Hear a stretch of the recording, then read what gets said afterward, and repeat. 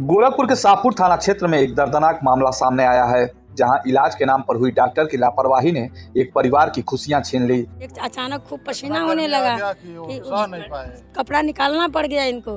फिर उसके बाद वो दवा खिलाए, एक टैबलेट, फिर इंजेक्शन लगाए, उसके बाद वो भी नहीं कंट्रोल हुआ। भैरवपुर निवासी महेश रावत के बड़े भाई रमेश रावत का कुछ दिन पहले पैर टूट गया था। इलाज के लिए परिवार उन्हें सदर हॉस्पिटल लेकर गया, जहां डॉक्टर प्रोन्नत जैन ने मरीज को देखा।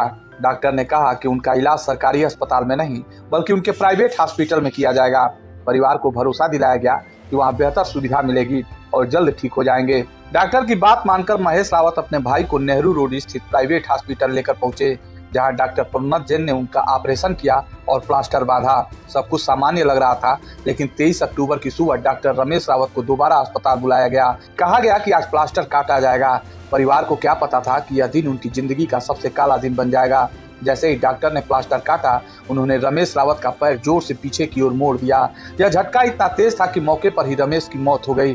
परिवार के सामने उनकी सांसें थम गई। अस्पताल में अफरा तफरी मच गई, पर डॉक्टर ने न तो कोई प्राथमिक उपचार किया और न ही पुलिस या एम्बुलेंस को सूचना दी गई। आरोप है कि डॉक्टर प्रोन्नत जैन ने अपने स्टाफ की मदद से रमेश रावत के शव को अस्पताल से बाहर करवाया, जल्दबाजी में, जैसे कोई सबूत मिटाने की कोशिश हो रही हो। इतना ही नहीं, उन्होंने परिजनों पर दबाव बनाना शुरू कर दिया कि यह हादसा है, कोई शिकायत मत करना। लेकिन जब भाई महेश रावत रोने लगे और विरोध करने लगे, तो डॉक्टर ने ठंडे लहजे में जवाब दिया कि जाओ, जो करना है कर लो, सीएमओ से शिकायत कर दो, मेरा कुछ नहीं होगा, तुम्हारे जैसे यहाँ रोज आते हैं। ये शब्द सुनकर महेश रावत का दिल दहल गया।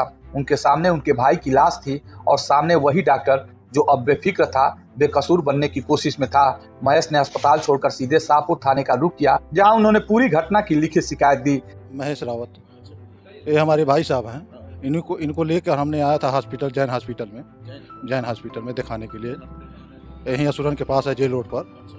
तो वो ट्रीटमेंट किए डॉक्टर साहब इनका, और एक्सरा किए हैं इनका, और एक्सरा करने के बाद इनका पैर मोड़ दिए एक बार।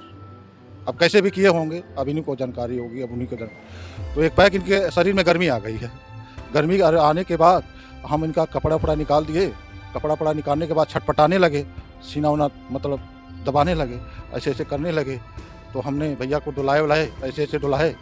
तो उसके बाद डॉक्टर साहब एक गोली खिला दिए उनको, सुई भी लगा दिए। सुई लगाने के बाद वहीं भैया हमारे बेहोश हो गए।